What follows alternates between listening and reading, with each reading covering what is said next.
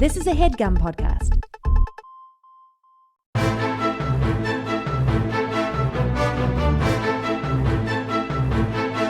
Hello and welcome to The Complete Guide to Everything, a podcast about everything. I'm one of your hosts, Tom. And I'm Tim. Tim, how are you doing this week? You were sick last week, and now you're not, supposedly. I'm less sick than I was last week. Okay, you're not testing positive for COVID-19 anymore. No.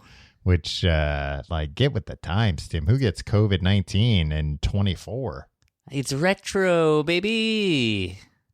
Retro? Yeah. Oh, it's retro to get. I thought it was like a retro virus or something. I Probably, thought you were using scientific terms there for a moment. I forgot who I'm dealing with. I'm using cool slang terms. Okay. How are you doing this week? Tom, Mm-hmm. the boy's back. The boy is back in town. The boy. No, not me, Tom. I'm back. The boy from the movie, The Boy? No, the bald-headed man from Long Island.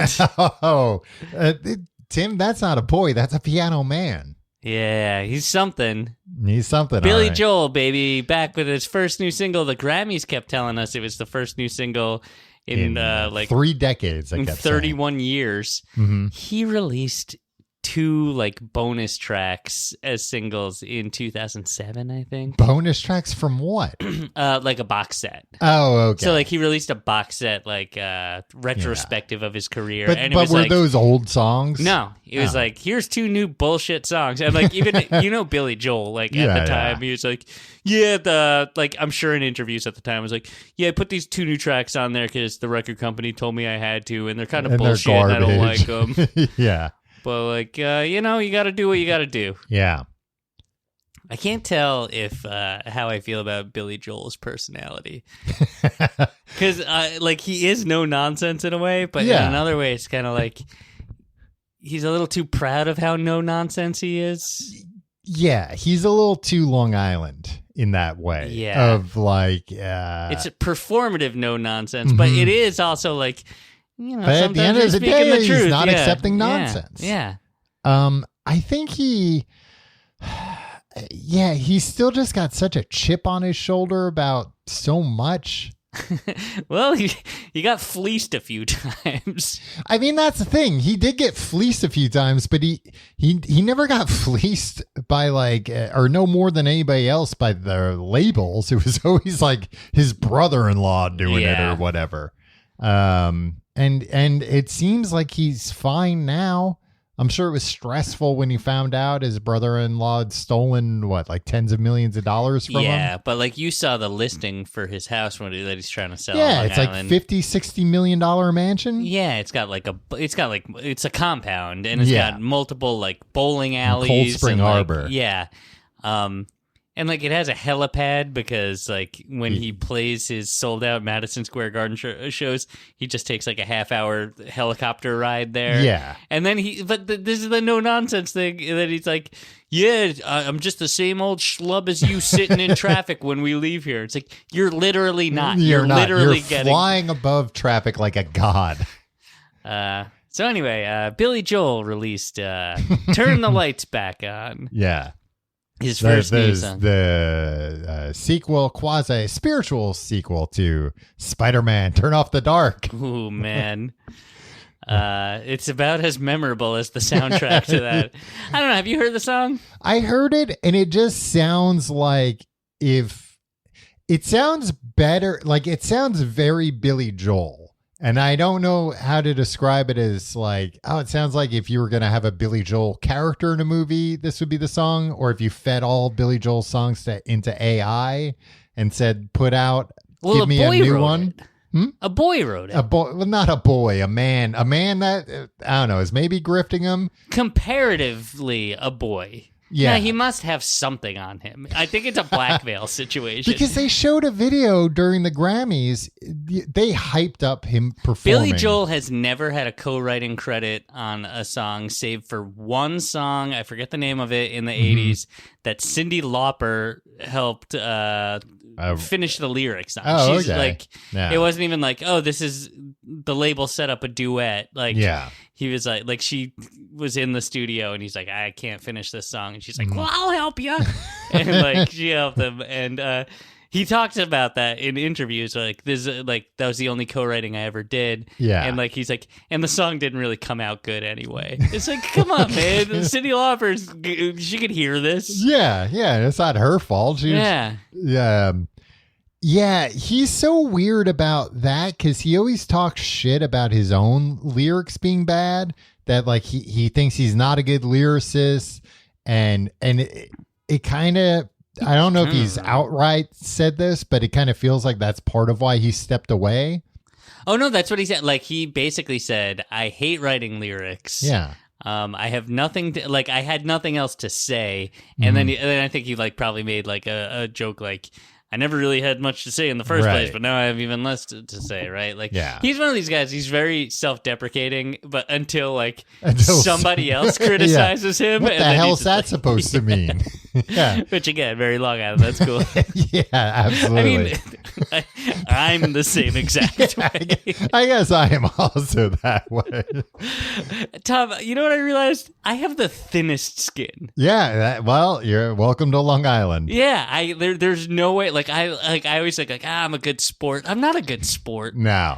Yeah, so I do always. I'm a good sport with. I guess even with friends, I'm not. If I'm being honest, like neither of us are good sports at all. Yeah. Like we're both very fragile, sensitive men. Yeah, just like Billy But we Joel. can really dish it out. We just can't take it.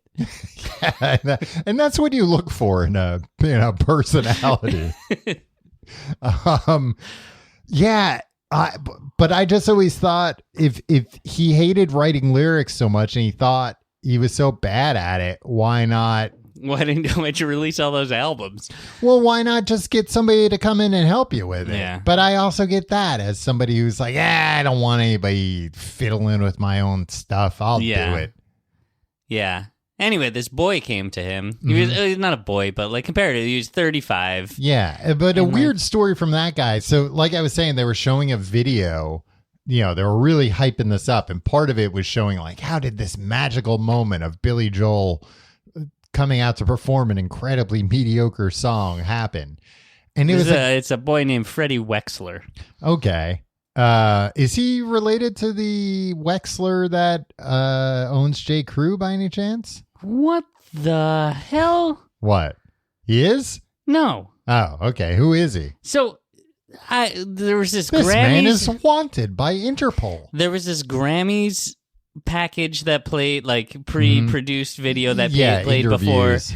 And then before they debuted the song on New York's Q104.3 radio station, they interviewed Billy Joel and Freddie Wexler together about it. And like classic Billy Joel, like the host, I forget who it is. It's like one of, but it's like so effusive. He's like, Billy, I was with you when you announced your Madison Square Garden residency on Q104.3. Like, man, I was with you when you celebrated your 100th sold out show. Like, and Billy Joel was like, yeah. Right. Like I said when I walked in here and I shook your hand and said, nice to meet you. I don't remember you. But then he was like, well, we're about to debut the first single from Billy Joel in a number of years. Billy, I'm going to give you the honor of introducing it. And Billy Joel was just like, he literally went, here's my new song. He went, this isn't a cure for cancer. It's a song, and it's pretty good. You'll hear it. Here it is. And like that's when I was like, okay, I like Billy Joel. Yeah. Like levity. But like if you told him like the song wasn't very good, I'm sure he'd be like, I don't know. I think like if he read a review that said the song was garbage, he'd be like, yeah, whatever. Yeah. So anyway, this Freddie Wexler guy was like, oh, I was turning 35 and my wife was like, he made it sound like he was just like some dead end reject, right? Like, and like my wife was like, I'm gonna get you to sit down with Billy Joel. That's my mission for your birthday present. I feel like he might have even said he asked for that for his birthday or something, which is again just like a weird. Yeah, and like then he got to Billy Joel through like a system of like doctors that work in the Hamptons or something, and like Billy Joel was like, if 5 minutes. If you're in a restaurant when I'm picking up my order, and he was like, it's a restaurant that's across the street from my house that I got food from. And then like they sat down, and Billy Joel realized like, oh, he actually has some really great. The 5 minutes turned into 2 hours. Yeah, which turned into staying up all night, chatting on the phone, and groping each other. Whoa! Yeah, they left that out of the Grammys package. That was on the Q104 interview, though. You could say a Wow, lot more on that's radio. insane. Yeah. No, they and then they like would write songs, and like, is this a precursor to a whole album? It must be, right? I don't know. Freddie Wexler tweeted, "We're just getting started after the Grammys." All right. Yeah, I mean, anyway, it could definitely be a test balloon for sure. Yeah. But looking at his Wikipedia now, he began his career as an A&R intern for Sony Music. He has joint ventures with Disney, Scooter Braun Projects, Warner Chappell, and Prescription Songs. Like Prescription Songs. Well, now I've heard everything. Yeah. I got to go to a doctor before they'll let me listen to this. He has co-writing credits on like Selena Gomez songs, Jonas Brothers songs, Celine Dion songs. So he is in the music industry. Yeah, like he made it sound like he wasn't. He made it sound like he was just kind of like a rich guy. Yeah. Which like this actually is like I've been kicking around the music industry as a songwriter for hire for 20 years. It's a lot like makes a lot more sense. It is a better story than like I'm the man who has everything. So for my birthday, there was nothing left I want. So my wife had to arrange for me to meet somebody who doesn't like to meet new people. He has a co-writing credit on the Kanye West song Wolves. Oh, okay. Remember famously The Life of Pablo, where he's like, I'm going to fix wolves. Remember that? Oh, yeah. Bill Maher refers to him as a very charming anti-Semite. Right. Which, in a lot of ways is the worst kind. Yeah.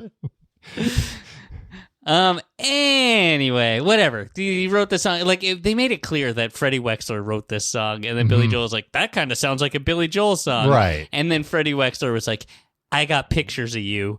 You should record this song and release it. Otherwise, I'm releasing the pictures. I don't think it's like that. I think Billy Joel is...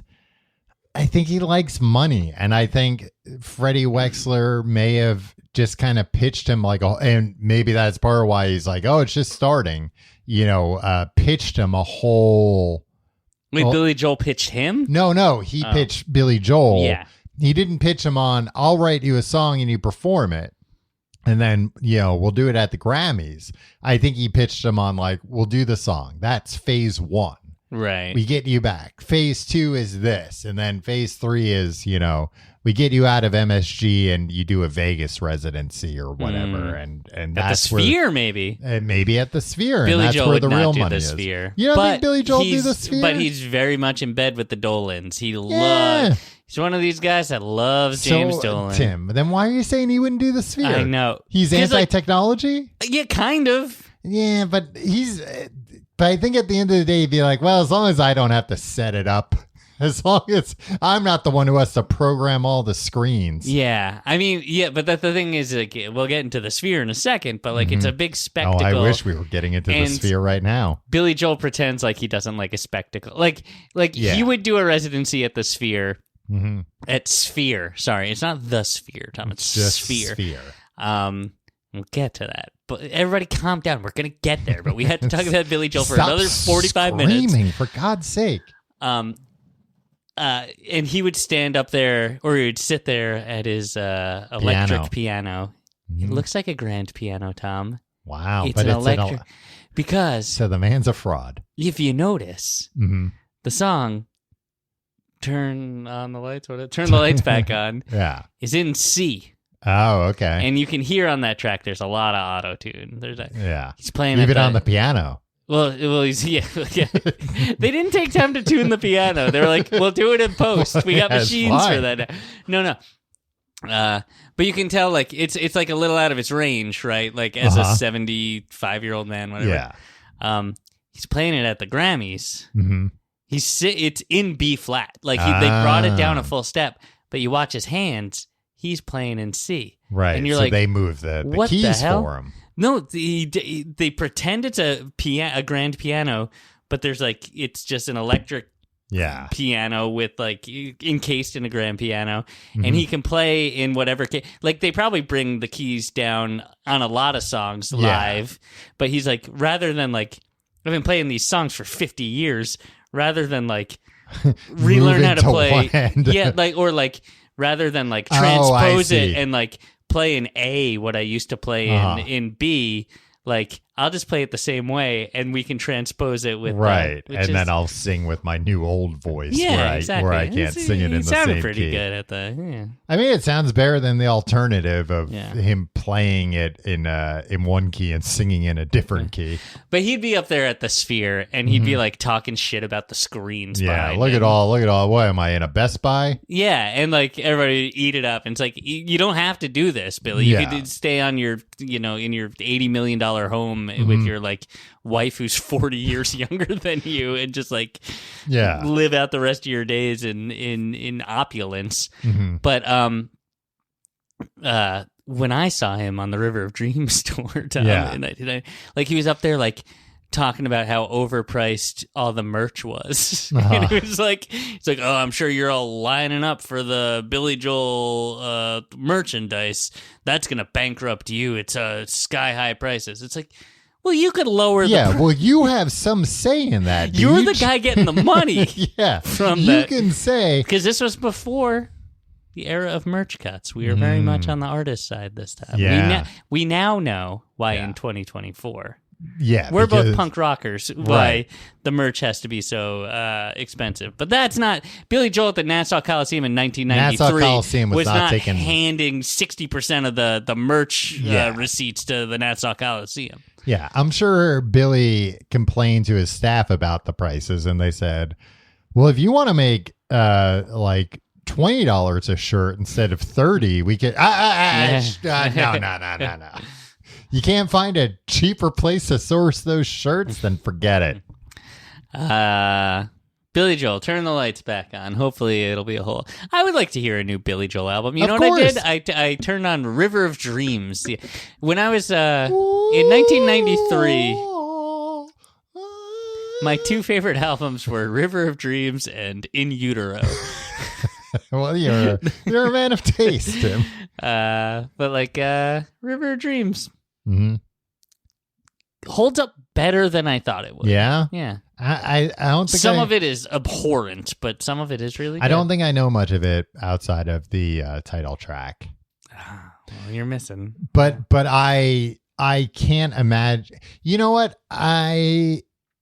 This is what I could see him doing. I could see him doing maybe like a one-time show at the Sphere, or I don't know if they'll even do that. No, you can't do it. There's no need. But I think he would programming those big screens alone. Yeah, you don't do that for one night. I don't think he needs to do it at the Sphere, Vegas residency. Right. I don't think it's. You brought it up. I know, but I was like, no, you were the one. I brought up the residency, and you said maybe at the Sphere.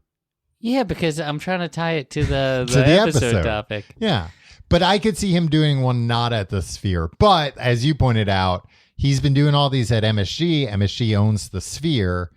Or Sphere. If he's gonna do a Vegas residency, it's gonna be at Sphere. Yeah, because like the same reason why Fish is going to Sphere. I didn't even think about that. They have a great relationship. Like with those MSG. Hippies love the Dolan family. Those hippies love the Cablevision. One of the worst dynasty. families out there.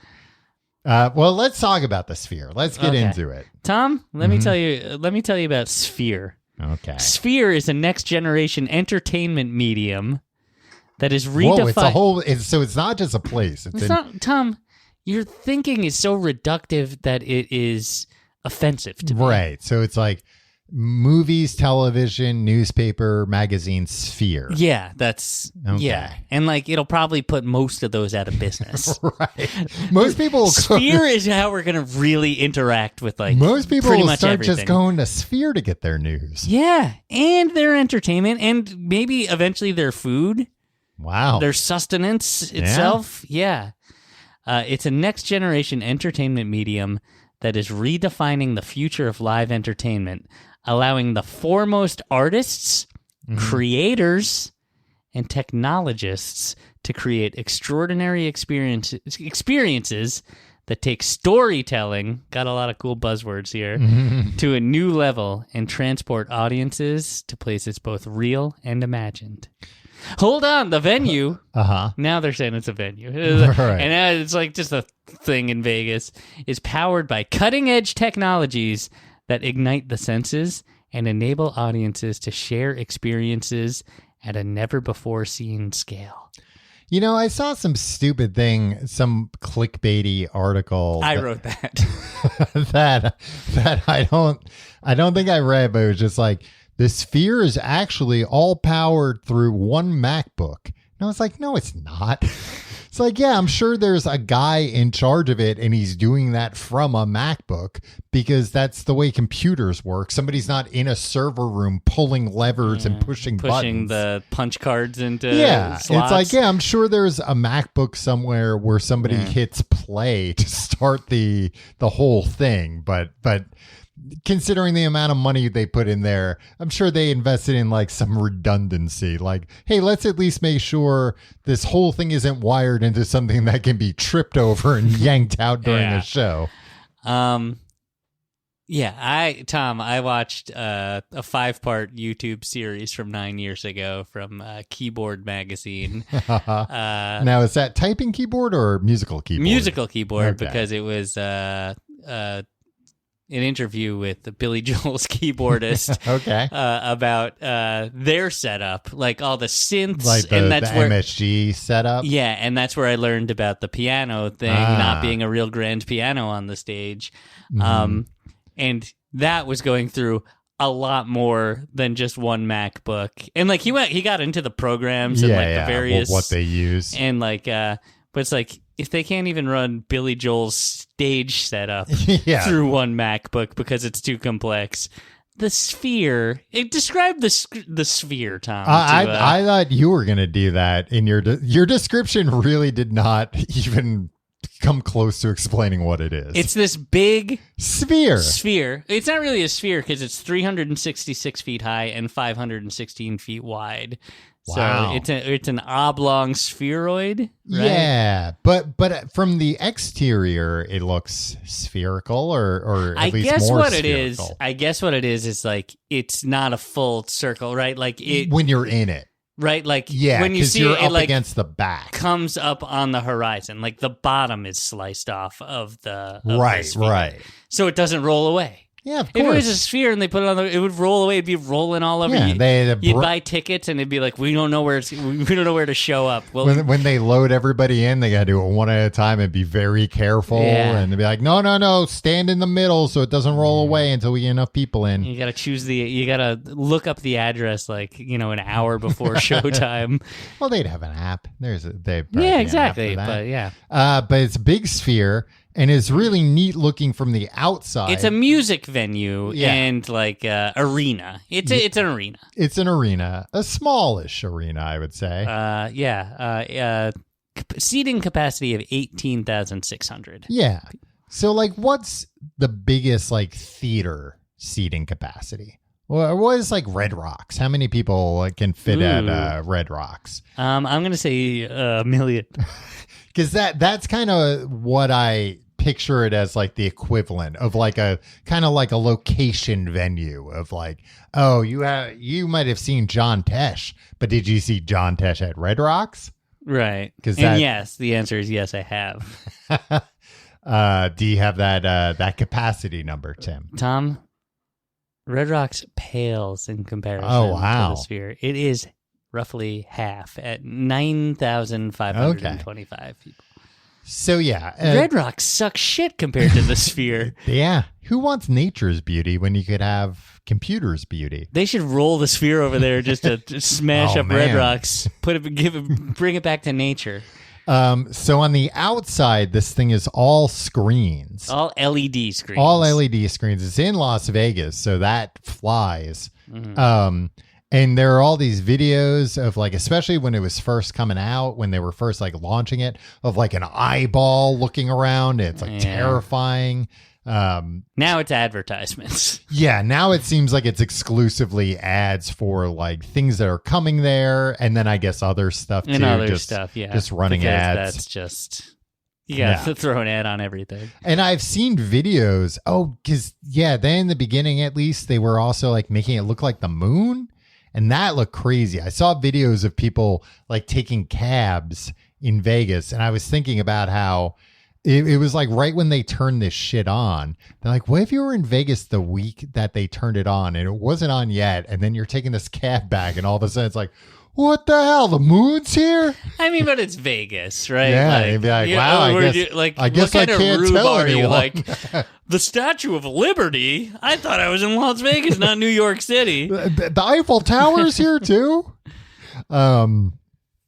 Yeah, so that's the outside, and then the inside is also a lot of seats, a lot of floor room, but then also all screens it's got to be like the biggest screen anywhere, right? Of course. It is the largest and highest resolution LED screen in the world. It is a 16K resolution wraparound LED screen measuring 160,000 square feet. Yeah.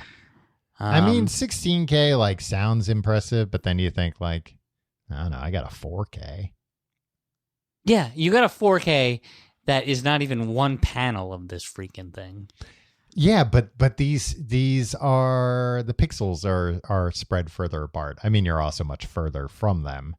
But I'm just saying, I think 8K is actually 4 times 4K. It's not, because it's like two on the I don't width. Care about it. Two like, on the, you only know about this because Steve Jobs sold you on this 12 years ago. No, he died before 4K was a thing. No, but like resolutions. Yeah, like I know about resolutions, I like resolutions. Thank you very much. Yeah, well, maybe you're the one who brought up that it was 16K. I was reading from the press materials.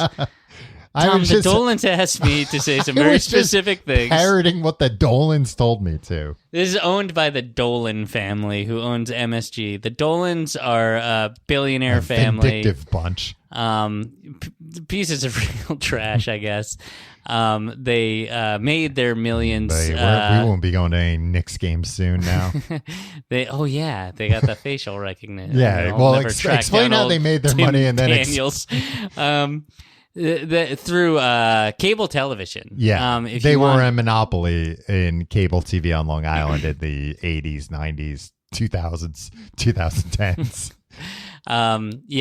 And bought Madison Square Garden, a famous arena here. Yeah. And like they also own like MSG. MSG owns a bunch of venues. So like they own Radio City Music Hall too. But they're also vindictive in a way that, like, if there's it's kind of insane for being so rich. Yeah, exactly. I mean, but, like, what else are you going to do all day? I mean, so James Dolan, right? That's the guy. He's also a blues man. He fancies himself a blues man. He has his band open for bands at MSG. JD and the Shore Shot. So he comes out and sings blues music before like the Rolling Stones take the stage at Madison Square Garden. Because he can just be like, that's part of the deal. And it's not like, oh yeah, like he was the son of was Charles Dolan? Whatever. I don't know. And like he's really good at playing the blues and like this. Right. No, he's like he's the owner, president, or whatever now. He's as good as any other guy in their 50s or 60s. White guy, singing like Delta blues. Right. That probably has hires John Mayer to come give them one-on-one lessons or whatever. And John Mayer's like, you're pretty. I was thinking about asking you to join my band, Jamie. And he's like, well, that's great. I've been thinking about opening up for every band at MSG. Yeah. Whatever. He does that, but they also do this thing where, there's a lot of litigation for various reasons for MSG, for this company. Like, it's a huge corporation is going to be, they're going to be law. But multi-billion-dollar corporation, you're going to have lawsuits coming. You're going to be suing people. They're going to be suing you. Yeah. It's just the cost of business. So any law firm that is representing anybody suing any of their corporation, properties. any of their properties, they've gone on and scraped the internet to find every employee down to like interns and paralegals, even if they have nothing to do with that lawsuit. They're working on other cases. Yeah. Take their pictures, put them into facial recognition, and then if you're going to see NBA basketball game or a Billy Joel concert at Madison Square Garden, they flag you and tell you using either stop you at the gate or come find you and kick you out. Yeah, and then kick you out of the venue. These venues also receive incredibly and you're saying incredible tax subsidies from like they are on the public dole. So much, and they're able to kick out their perceived enemies with impunity.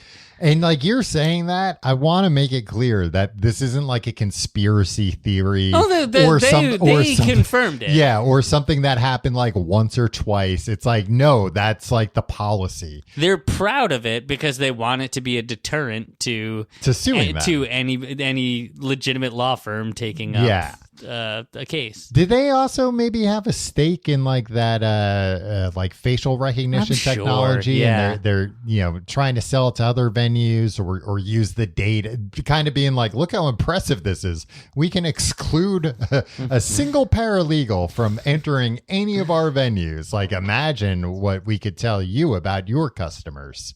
I'd still really like to go to the Sphere. So if you're listening, James Dolan, I'm a big JD and the Sure Shot fan.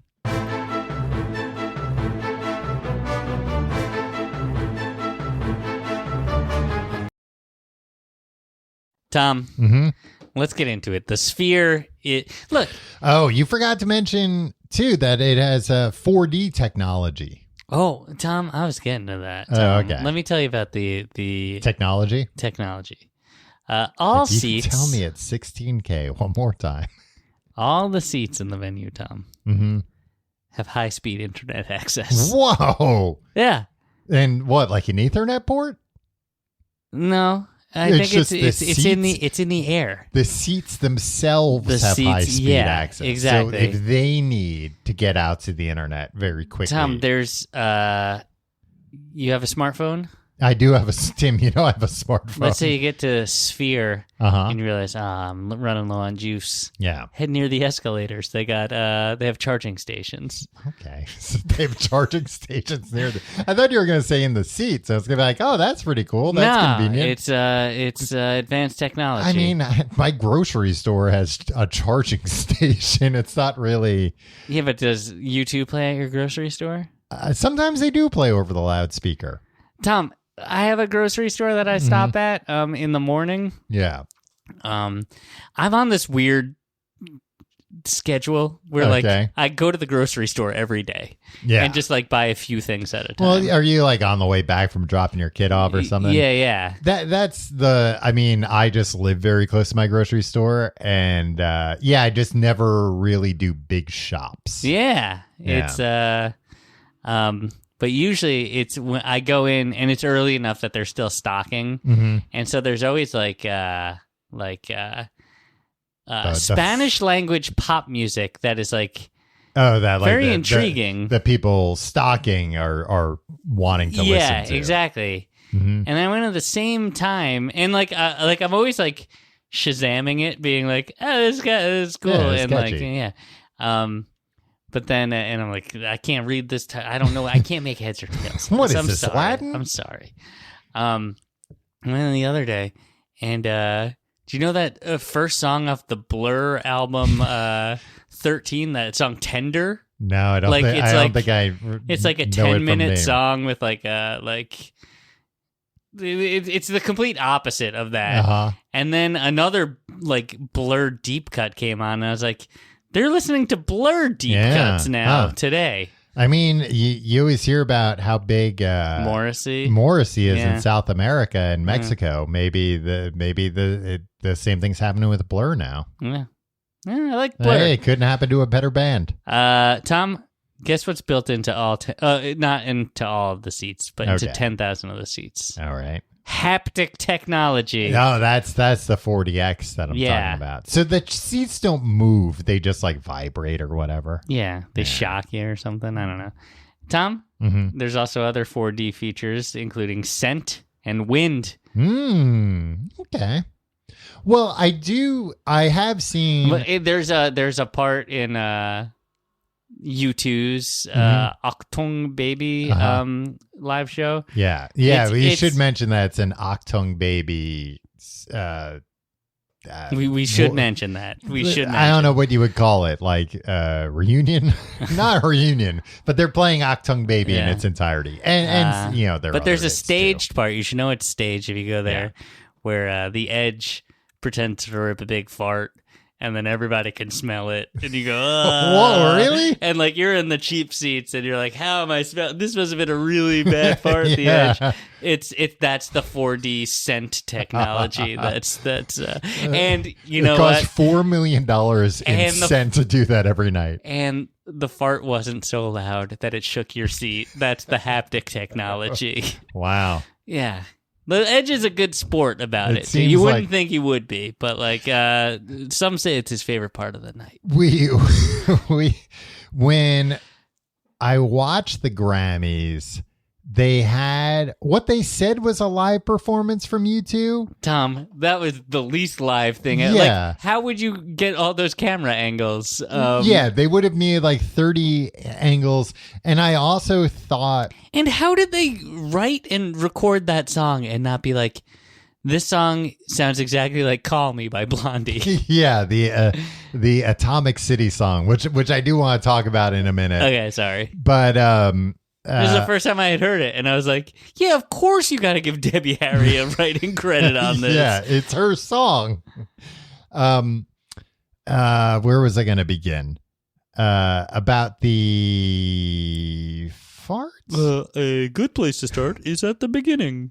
I forget. The first thing I was going to mention is that they're not only doing concerts there, that they also have a Darren Aronofsky. Yeah, they're showing the whale there every day. They're not showing the whale. They're showing Noah. No, they're showing like a nature documentary. It's called Postcard from Earth. Yeah, and I think that's probably where a lot of the haptics are used. It's a 60-minute film. Yeah, and it's a way for them to make money during the day when they don't have U2 there at night. Right, and it does feature Brendan Fraser as an extremely obese man. And he rips a fart and you can smell it through the whole theater.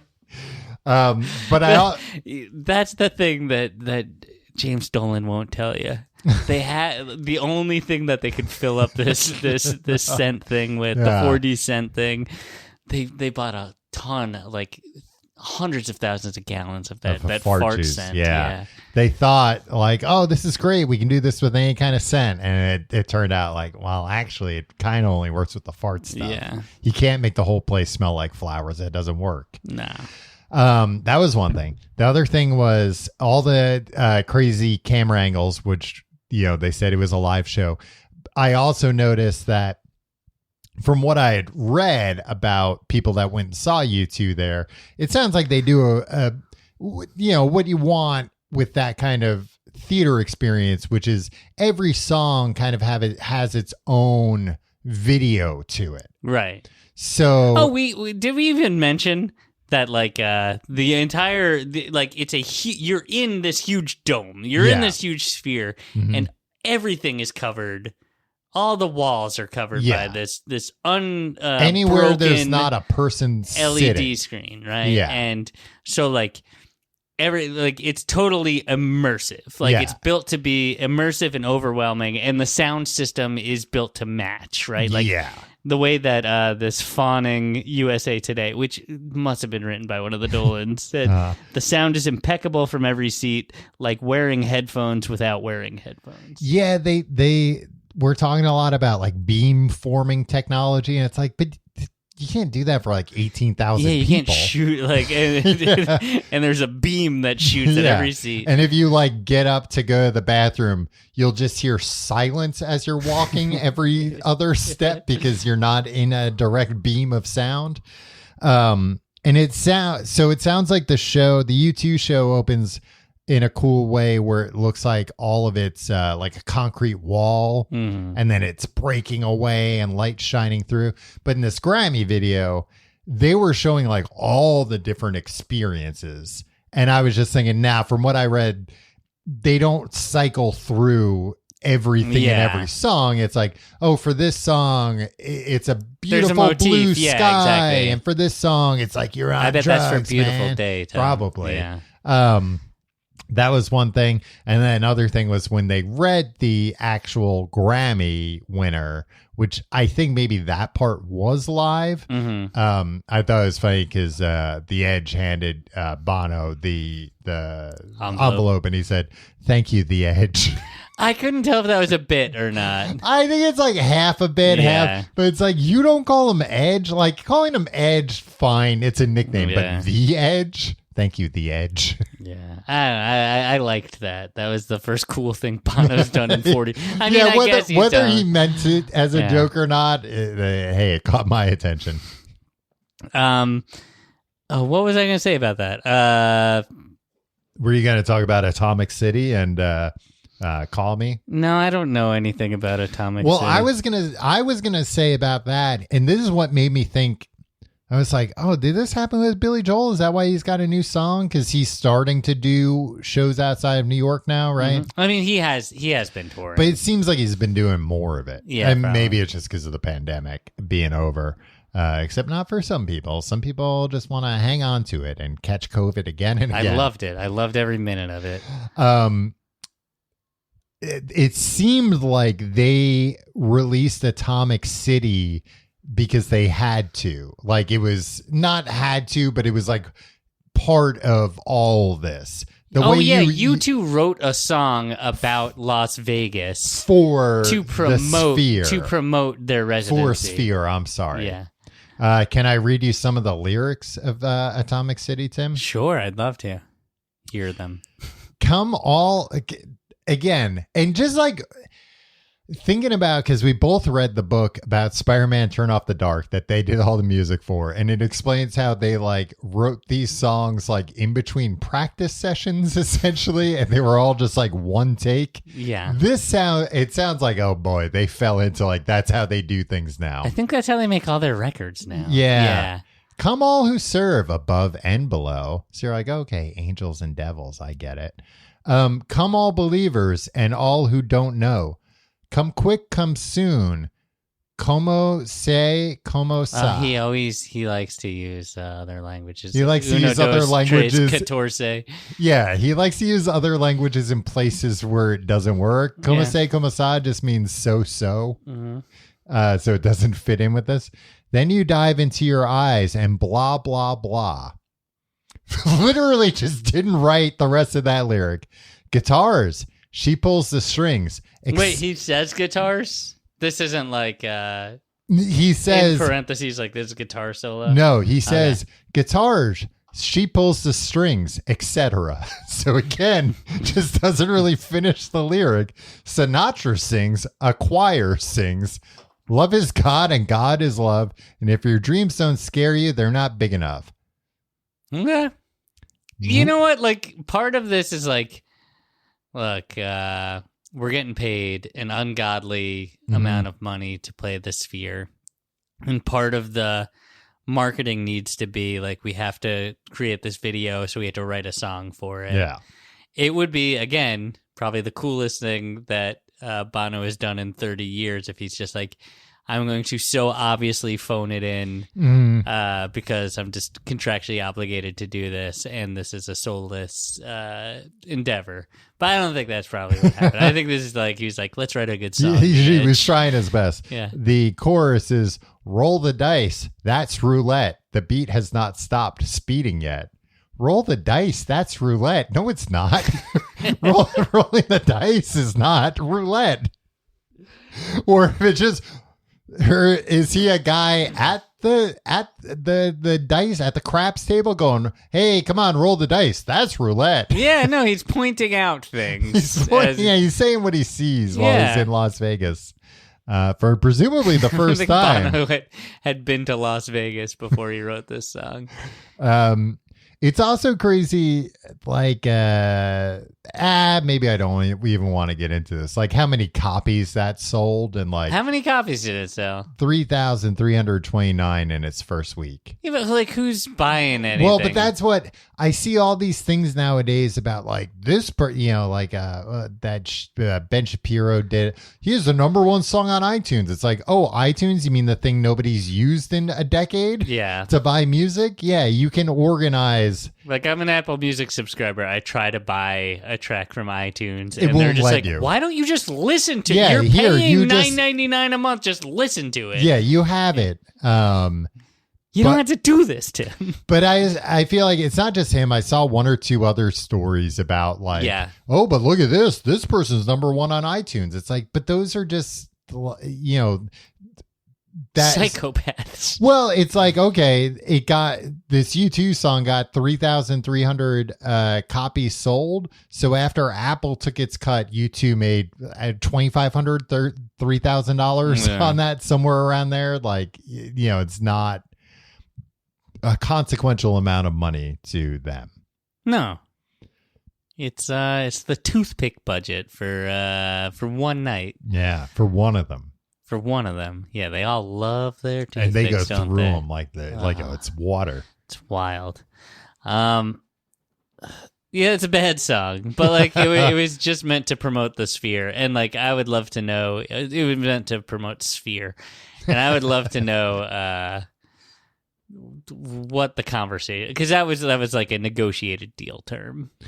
Yeah, and I wonder how specific it was. And I'm sure James Dolan got a co-writing credit on it along with the members of Blondie. Yeah, and it sounds like it was a cool like the video that plays during that. It's like deconstructing, like it looks like the Sphere is gone and you're just looking out on Vegas. Yeah, and then it gets deconstructed into the desert. Like that sounds like a neat motif for. And it smells like farts the whole time. The Edge has an atomic one for this song. Tom, I don't know why I did Bono's voice that way. I know it was very accurate. I love an immersive experience. Like I really want to go to the Sphere. Yeah. Like people talk shit about like Disney World. Like I'll go in Spaceship Earth all day. Like no, but like I do like. When people are like, I love theme parks because, and like, not just the roller coasters. I like the stuff where it's like, we're going to bring you into a thing like the Twilight Zone Tower of Terror. I want to feel like I'm being transported like somewhere else. Tim, right? We know famously your brand is Tim the Disney Adult. Yeah, exactly. We all know it. You don't have to. I'm one of those people that like people can tell as soon as you walk into a subtly room. Dresses up like Snow White so I don't get kicked out of the park. You know exactly where the line is because you're not allowed to wear a costume, right? Because I could confuse children. But if you're just wearing an outfit that happens to be the exact same colors, what are they going to do about it? No jury would commit me. Or it's all stuff you've bought in the park, so you can argue that. Which I do feel like it was a weird thing because I think they were like selling Jedi robes or something, and people were like, "Well, this is confusing." Yeah, I don't give a shit. But so on the one hand, I really want to go to the Sphere. Mm-hmm. I don't want to go to a U2 concert. I would probably go to the Darren Aronofsky thing, but I feel like not worth flying across the country for. Do you know how much tickets for that are? It's an hour long. Yeah. Take a guess. Oh, Take a guess of lower and upper limit. I have it. There's not a flat fee. No. Okay. How many showings do they do a day? Do you know? Ooh, I'm sure 6. Okay. Right? Like, yeah. So it's not just something they do once a day. I don't think so. But like the sell of that is not like scarcity. Yeah. Right? Like you're going in there for the experience. I would imagine like there's some showings that's like maybe half full, and it's like fine, but like all they're doing is press and play on that one MacBook. Right. Just gotta make sure that MacBook stays plugged in. $49. $69 for the. I knew you were gonna say that, and like that's the. Can you make change from $420? But what's the upper limit, do you think, for the director's level? $200. $249. Okay. But like for an hour long thing that Darren Aronofsky film, I wouldn't have like. Look, am I a Darren Aronofsky fan at this point? But also, even if it's the best movie you've ever seen and the best immersive experience. $70, I think, to kill an hour in Vegas and have an immersive considering experience. the scale of how much, how expensive other shit is. Obstructed view seats in the venue. Really? Like, I feel like at this point, you built it. Don't just figure that out. Yeah. I get it or when just don't put seats there. Like, when it's an old theater and they're like, originally, a tenth as many people lived in New York when this theater was built. Yeah. So they didn't think they needed seats behind this pillar, but now we do. Yeah. I get it. I'll happily sit behind a pillar. I sat behind a pillar I went to a Cubs game at Wrigley Field. And I mean, that's all pillars. Like, there was those old stadiums. Like sometimes, like the seats won't be facing the field. It's like we put a seat the best place we could. Yeah. But there was a seat that was literally like your knees were just up against a pillar. That was just. Did they pay you to sit there? No, I did not have that seat, but I had like a few behind it. So I remember looking at the seat and thinking, that's insane.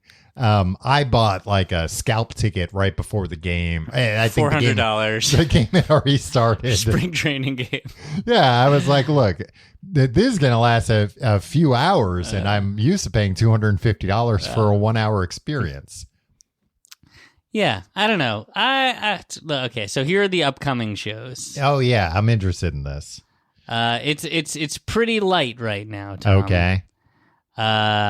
Well, and you too still there for at least Tom, they're for 40 days and 40 nights. Wow, just 40 days and 40 nights. 40 days and 40. Oh, just 40 nights. They don't play the Darren Aronofsky movie plays during the day. So that ends March 2nd. So we only have another, 3 weeks to get out there for this. Yeah, well, they're probably having trouble moving tickets at this point. Everybody in Las Vegas has seen it. April 18th, 24th, 21st. What are you Sorry, vaping I'm over fiddling. there? No, I'm not vaping. I'm just fiddling with things. You vaping in the middle of a show. Vaping, it's a magnet. I'm playing with magnets over here like I always do. Okay. No, April 18th to 21st is 4 shows only. Okay. Fish is coming to. Yeah. So that's going to be trippy as hell. Into like a big aquarium. Probably. But to your point earlier, when you were like, Billy Joel would do one show. It's like, no, like, why would you waste your time developing all of that stuff? Like, if it's going to be a huge immersive experience. Yeah, but they could just put a screensaver on behind Billy Joel and he'd be like, wow, look at this. But what I was about to say is they could put a screensaver on behind Fish and everybody in the audience would be like, oh. Whoa. I was going to say too, like, I get that if you're like a huge Fish fan, but you're like, my drugs days are behind me. Like maybe I can go to this and it'll kind of be like reliving that. But like if you're a Fish fan and your thing is, before I go, I take like a bunch of mushrooms or a bunch of weed. I get all fucked up. I feel like it's like, then you probably don't need this. That screen's probably just going to freak you out. Tom, I've been to a Fish concert. Mm-hmm. The lights do about 80% of the work. Oh wow. Like there's a bunch of like 60-year-old now sober guys noodling around up there. Mm-hmm. But like you wouldn't know when to like feel, or like the drug-addled crowd wouldn't know when to feel things unless the lights were like, oh no, they got dark and red. Yeah, you talked about this recently. And then it gets back to the major key and it's like, they shine lights right in your face and you're just like, holy shit, right? So do you think the Fish show, it will mostly just be like kind of abstract and lights? Probably. I could see that being like them figuring out a way to have somebody kind of like, because doing it live. Yeah. Which is like, it's not U2 where like they're probably playing to click tracks and like, at the big climax of the song is when like the big thing happens on the screen, and it's all like they're essentially playing songs they've literally played thousands of times. But like definitely like synced to cues. It's like when you go see an orchestra play along with the soundtrack of a movie. Yeah, well, and also thinking about how like U2, remember they had like that Pop Mart tour. Yeah, like they've always been into tech. I mean, they had the U2 iPod, like and Bono has Elevation Ventures. Maybe the Edge is involved in that too. Like he's a tech guy. So like it kind of made sense that, okay, this is going to be the first band that, because they're going to be real and they into, love like hanging out with billionaires too. Exactly. And doing the bidding of billionaires and laundering their everything lined up perfectly for them to be the first band. But yeah, I am curious about bands that aren't as tech forward. That might be Fish is pretty tech forward though. Yeah, but in a way that like they were like like computer guys in 1984. Right. It's like, well, yeah, I mean they're real into FLAC files and all that. Yeah. But I could see them being more interested in like, yeah, we don't need to do like a 3D computer reconstruction, but if we can do something that's reactive, that's live, that's somehow using our music and a guy is guiding that, and that's what's doing everything. All right, Tim, we're taking a pound of mushrooms. We're going to see Fish. There was something I did see on Reddit. It might have been in the Fish subreddit that like just started getting served to me, and it's like, I don't like Fish, but I keep clicking on these things. Well, I clicked on this one because it was like a warning to those about going the brown acid to the Sphere shows, and it was just like, look, I just saw U2 there, and like I was in the rafters, right? Yeah. There's 9 levels. I got to tell you. Oh wow, 9 levels. I got to tell you something about that too. Okay. But it's like hell. The higher you get, and it's like cool. Like if you're on the floor, you're like actually missing a lot of the stuff. Like it's better to be like at a distance. Oh, really? Because I feel like I heard people saying, I wish I was on the floor because it seems like you're more enveloped by everything. I don't know, whatever, maybe I'm wrong. But they're like, it gets really steep. Ooh.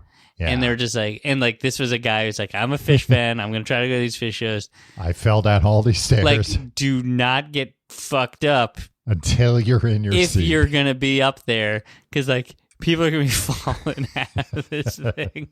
Like, people are going to be like, like if you're going to be on like a ton of drugs and then like having the craziest visual experience, right? And you're right up against the railing before like a 30-foot drop, you might fall. Right? Yeah. Yeah, because I didn't really think of. I mean, 18,000 people, and looking at like pictures and videos of it, you get the impression that, okay, but that wraps around like 270 degrees, it seems like. 2/3 of it is covered by seats. Oh, okay. Right.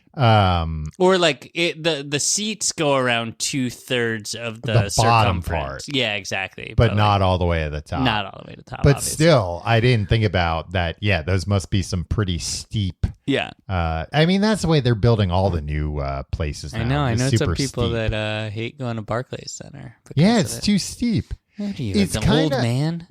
Yeah, it's starting to be. But I do like that then the person in front of you is so much lower than you. Yeah. That you don't have to worry about them being in the way. Or wearing like a really big... They can wear a hat as big as they want. They can wear the biggest hat. They can have the biggest beehive hairdo. I don't care. May 16th to July 13th, Tom. This is a long residency. Okay. This is the only other thing they have booked there. Oh, I know what it is, I think. Dead and Company. More drugs people coming in. With John Mayer. Oh, is he? At least for some of it, I think. Yeah. It's the Grateful Dead for Refuse to Die. I think so. Does that kind of make sense then? That it's like, hey, we're gonna have like druggy jam bands who's like a lot of their audience has aged out of like doing drugs. And this will give them like a similar experience. You know, probably makes sense. Yeah, the 60-year-old, 70-year-old dead fan that's like, I'm not going to do acid beforehand, but it'd be neat to see all, it'd feel like I'm on acid. It also needs to be artists who like want to do something interesting visually and like are like, so not Billy Joel. like also like really like wanting to do something interesting and like good live performer. I don't think they're good live but like, you know what I mean. Mm-hmm. Like live shows are important to them. It's and a big part of their brand. It's not like you get like Katy Perry in there who's just like, oh, I just want to connect with my fans. It's like the way that I've heard these U2 shows described. It's like the band doesn't actually need to be there playing this stuff because like you're just focused on the spectacle of it all. Yeah, it's more like a Cirque du Soleil show than it is or a Broadway show. Yeah, so if it's like a cult of personality, like Taylor Swift should not play the Sphere because everybody just wants to see Taylor. They want their eyes are going to be glued to her instead of like, I want to experience this big, weird, immersive experience, right? Yeah. Tom, can I tell you something? Sure. I was thinking I should be like the way this guy went to Billy Joel about the making music again. I should go to Billy Joel and be like, let me do all the Sphere stuff. I'll come up with some cool stuff. Seem like a shark's eating everyone. Oh yeah, you'd be like, could we get some like leather jackets? Well, I would do that. Could we make everybody feel like they're wearing a big leather jacket? Everybody in the audience. Yeah, I want it to feel like everyone in the audience is part of the same doo-wop group. There are 9 levels to Sphere, Tom, including a basement with a VIP lounge. In addition to the venue bowl, there's a very cool, according to USA Today, atrium with holographic art installations, interactive robots to chat with. Okay. And a 360-degree avatar capture for the ultimate Las Vegas keepsake. So just like one of the Na'vi from Avatar, they've got like a full size one of the blue guys. No, they make. I think they make you a Na'vi. Oh, they make you into an avatar. Yeah. And then what do you do with that? Kiss it. Tom, look at this robot that you can talk to. Oh, that does look like a pretty cool. Like they have like a whole lab in there. But that's only in the VIP section? No, this is the atrium. Oh, I see. Pay attention. When you're entering, you can do all this kind of stuff. Huh. Yeah, I like a spectacle, but part of me thinks that like this should be up for a year or 18 months, and then they demolish it. Like make it like the World's Fair or something, right? Like, hey, there's a thing, but like, come on, we can't. I mean that also makes me think that this makes me want to see it soon more because this also feels to me like the kind of thing that. Like they're going to stop like 20, 30 years from now, the same shit's going to be there and it's not going to be impressive anymore. It's going to be like when you go to Disney World, it's like the carousel of progress. And it's like in the future, we'll be talking on video screens. And it's like, we have that now. Yeah. I feel like I've been to amusement parks in the past, I don't know, 5-10 years where, I've had to like put a headset on. And I thought like, well, this headset's like crappier than like the $300 Oculus Quest I have. Yeah. Because, and I'm sure this thing costs $100,000 to make 20 years ago. And they're like, yeah, but we'll eventually get our money back. And I feel like this is that same, they're going to have that stupid robot you can talk to 30 years from now when people are bringing their people are having sex with robots. Yeah, people are bringing their robot girlfriends and boyfriends. It's Vegas. They're robot escorts. Yeah, maybe. Do you want to have? I feel like you want to have your own sex robot. You don't want to be sharing a sex robot. People in Vegas. What's the point? What's in Vegas? The Dolans wanted to build other spheres around the world. They got a little bit down the line in Stratford, East London. Okay. And then the mayor of London, Sadiq Khan. Yeah, was the like, current guy. Yeah, right? he's like, he killed it. He's like, this is unnecessary light this. pollution. This isn't Vegas. Yeah. Like, Vegas is a fine place for right. that. Like, Dubai. That's who they're talking to now, because it also fell apart in South Korea in Hanam. Is that how you say it? I'm not sure. But it mentioned that they wanted it specifically for K-pop concerts. Ooh, I mean, that does make a lot of sense that I could see, because I think those concerts are full of like a lot of spectacle and screens and lights and whatnot. So I could see that. But that's not happening, or that's just it doesn't seem to be happening. That's caught up in a lot of red tape.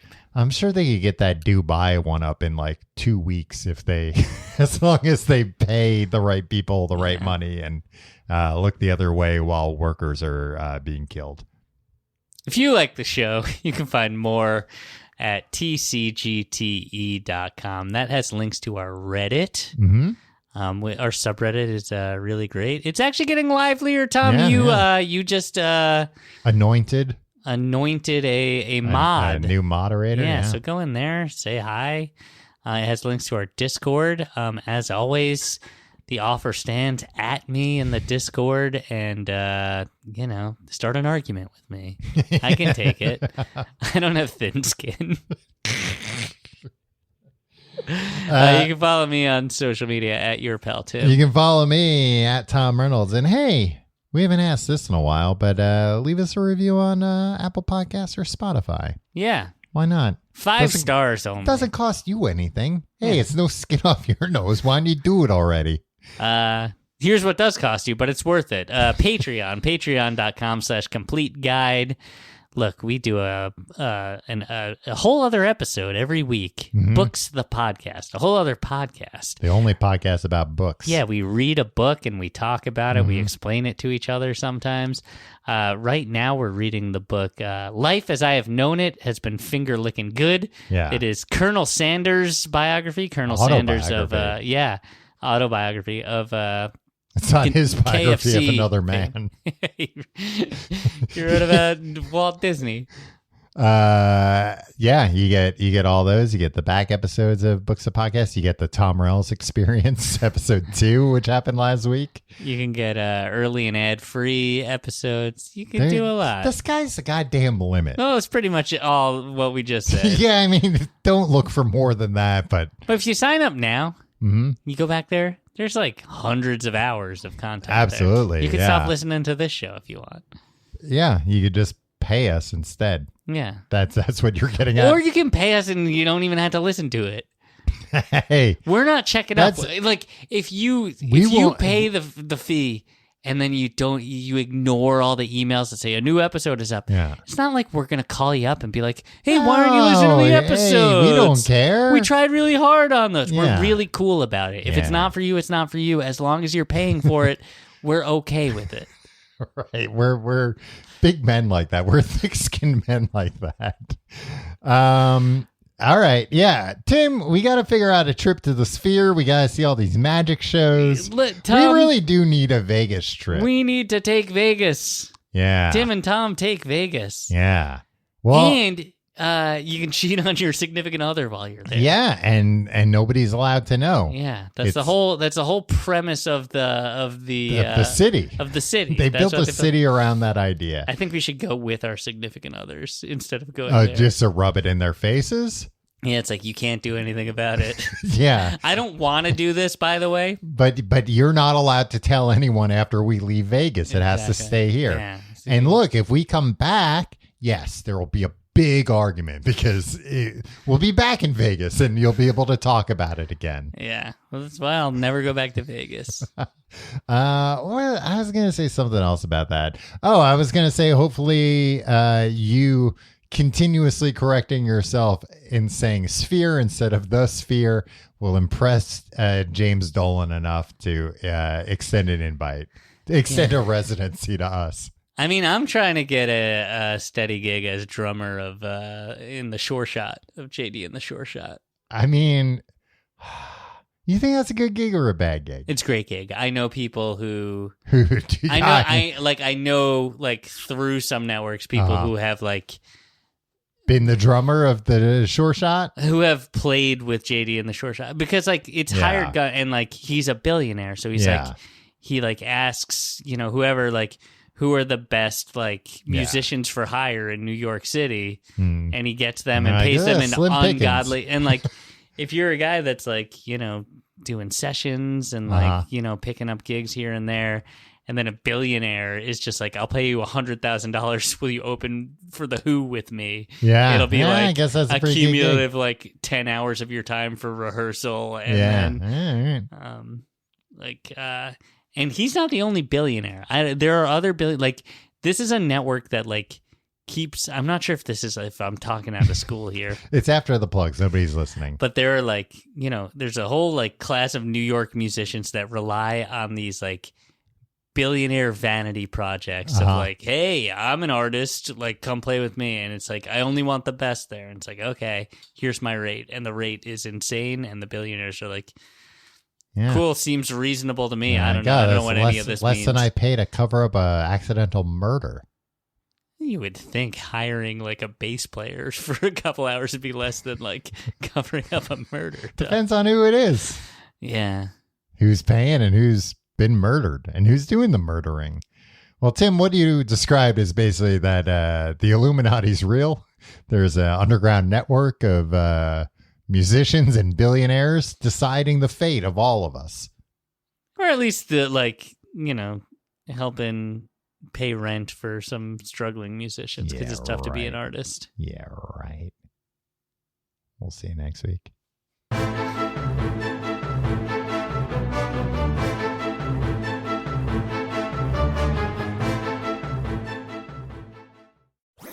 That was a HeadGum podcast.